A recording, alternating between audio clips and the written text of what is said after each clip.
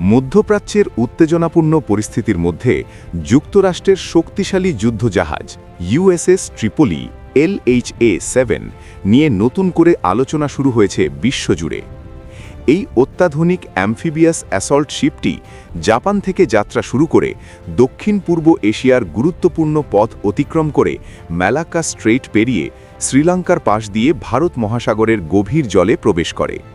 বর্তমানে এটি মধ্যপ্রাচ্যের দিকে অগ্রসর হচ্ছে, যেখানে ইরানকে ঘিরে উত্তেজনা দিন দিন বৃদ্ধি পাচ্ছে। এই বিশাল যুদ্ধজাহাজটি শুধু একটি জাহাজ নয়, এটি একটি ভাসমান সামরিক ঘাঁটি। এতে রয়েছে প্রায় 2500 থেকে 3500 মার্কিন মেরিন সেনা, যারা যে কোনো সময়ে দ্রুত স্থল অভিযানে অংশ নিতে সক্ষম। জাহাজটিতে রয়েছে উন্নত যুদ্ধবিমান, হেলিকপ্টার এবং আধুনিক প্রতিরক্ষা ব্যবস্থা, যা সমুদ্র ও আকাশ দুই দিক থেকেই শক্তিশালী আক্রমণ চালাতে পারে। বিশেষজ্ঞরা বলছেন, এই জাহাজের মধ্যপ্রাচ্যে উপস্থিতি একটি বড় বার্তা। যে কোনো মুহূর্তে পরিস্থিতি আরও জটিল হয়ে উঠতে পারে। বিশ্ববাসী এখন তাকিয়ে আছে এই উত্তেজনাপূর্ণ পরিস্থিতির দিকে। কি ঘটতে যাচ্ছে সামনে তা সময়ই বলে দেবে। আপনার মতামত কি? কমেন্ট করে জানান।